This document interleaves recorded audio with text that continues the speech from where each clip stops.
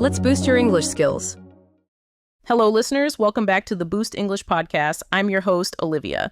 So, do you want to sharpen your English listening while figuring out why chasing giant dreams can sometimes hurt more than help?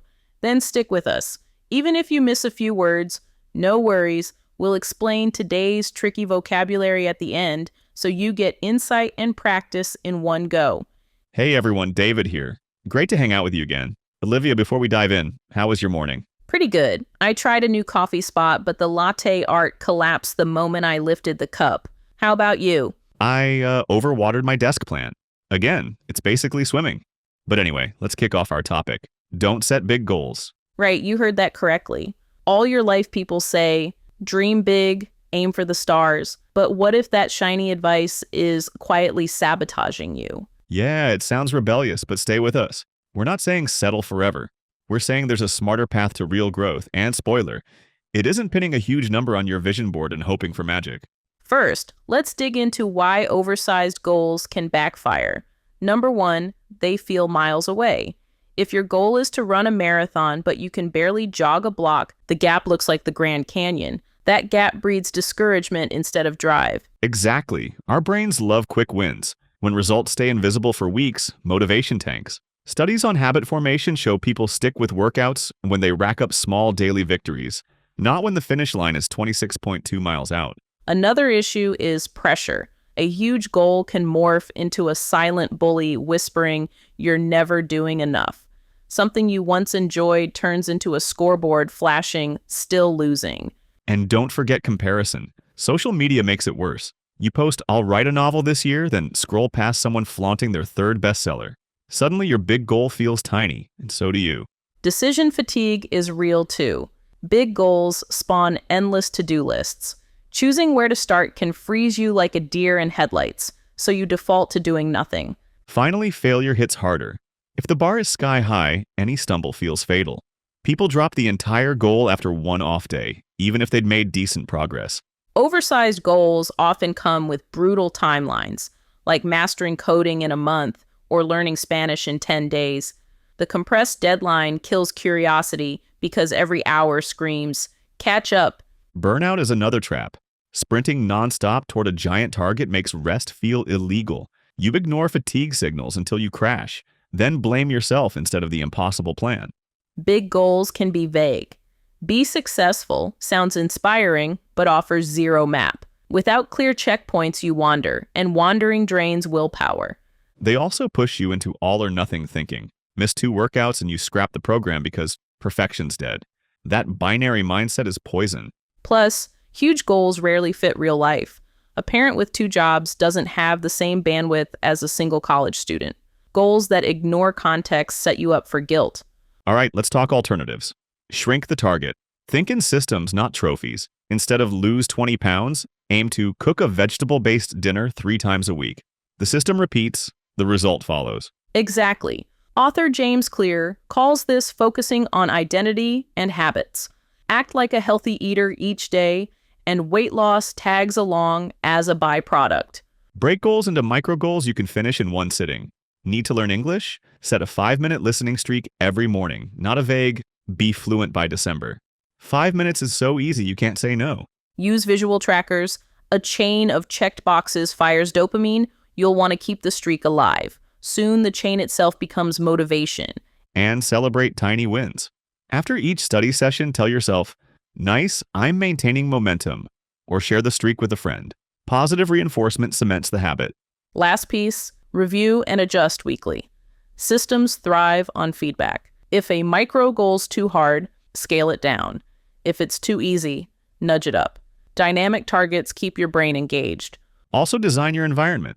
Put your English notebook on your pillow so you must move it before sleeping. The setting itself nudges the habit without willpower.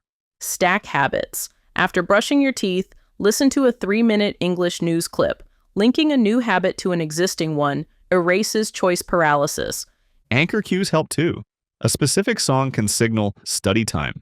Over time, the brain pairs the cue with the routine. Remember the 2-minute rule. Any new habit should start with an action under 120 seconds.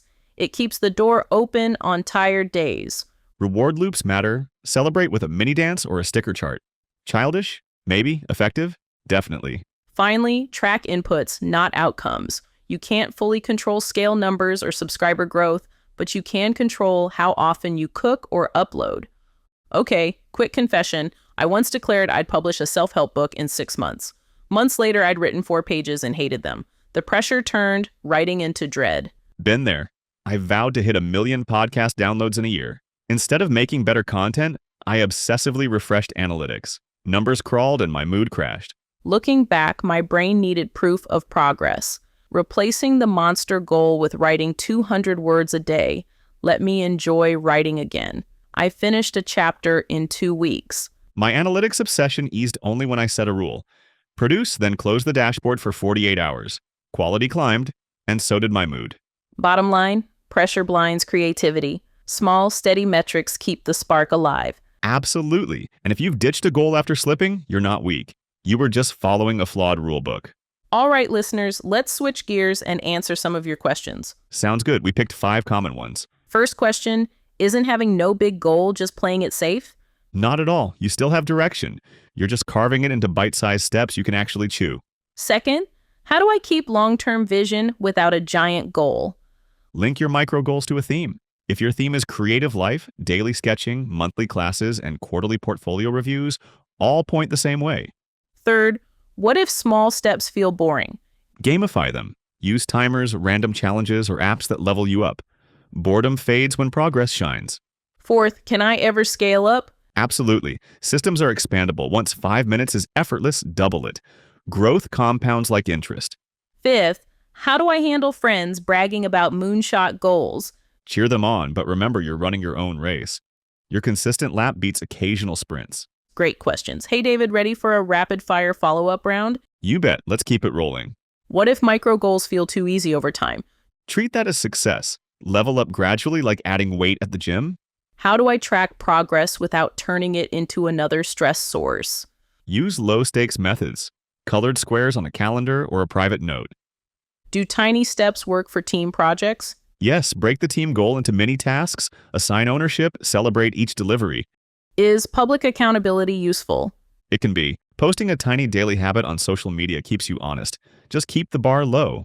How do I pick the first micro goal? Choose the smallest action that moves you toward your theme and that you can do even on your worst day. All right, before we wrap up, let's jump into our vocabulary breakdown. Absolutely. Time to unpack those tricky words. Backfire. Backfire means to have the opposite effect from what was intended. Discouragement. Discouragement means a feeling that makes you lose confidence or enthusiasm. Paralysis. Paralysis means being unable to act or move. Dopamine. Dopamine means a brain chemical linked with pleasure and motivation. Identity. Identity means who you believe you are. Streak. Streak means a series of consecutive successes. Compound. Compound means to grow by adding on itself over time. Moonshot. Moonshot means an extremely ambitious project. Fatigue. Fatigue means extreme tiredness or weariness. Sabotage. Sabotage means to secretly damage or undermine something. Bandwidth. Bandwidth means the amount of time and energy you have available. All or nothing. All or nothing describes a mindset that sees only total success or complete failure. Burnout. Burnout means exhaustion caused by prolonged stress or overwork. Flaw. Flaw means a weakness or imperfection. Binary. Binary means having only 2 options, like yes or no. Oh, one more thing. Watch out for hidden conflicts. A massive fitness goal might collide with an equally massive career goal, leaving you guilty whichever way you choose. Exactly. When goals fight for the same hours, neither wins. Systems, on the other hand, can overlap. Morning stretch for health, audiobook in English for career, same time, double benefit. Big goals can also lure us into fake progress. Spending days color-coding a vision board feels productive, but moves the needle 0 inches. That's productive procrastination. The task looks related to the goal, but is really avoidance with glitter. A science-backed alternative is mental contrasting. Picture the desired future, then the obstacles. That mix sparks realistic plans. The WHOOP method, wish, outcome, obstacle, plan, wraps it neatly. Right, and each step can be micro-sliced. If the obstacle is too tired after work, the plan could be play a short English podcast during the commute, turning downtime into study time. By the way, David, you promised us the outcome of your no sugar challenge. Still going? Day 12, and I've only slipped once with a cookie. In my world, that's a record. I'll call it a micro win. Sticking to today's lesson. Love that. Okay, any micro goal you're adding this week? I'm committing to 10 push-ups right after we hit publish on this episode. Nice. I'll join you. Listeners, pick your own tiny challenge while you're at it. To recap, ditch the giant finish lines. Build repeatable steps and track actions, not fantasies. Your future self will thank you. And drop us a comment with your micro goal. We read them all and might feature yours in a future episode. Remember, lasting change comes from tiny, steady moves, not grand declarations. Keep your steps realistic and enjoy the climb. If today's chat helped, hit subscribe and share the episode with a friend drowning in giant goals. Thanks for tuning in to Boost English. Practice those small wins this week, and we'll catch you next time. Bye for now.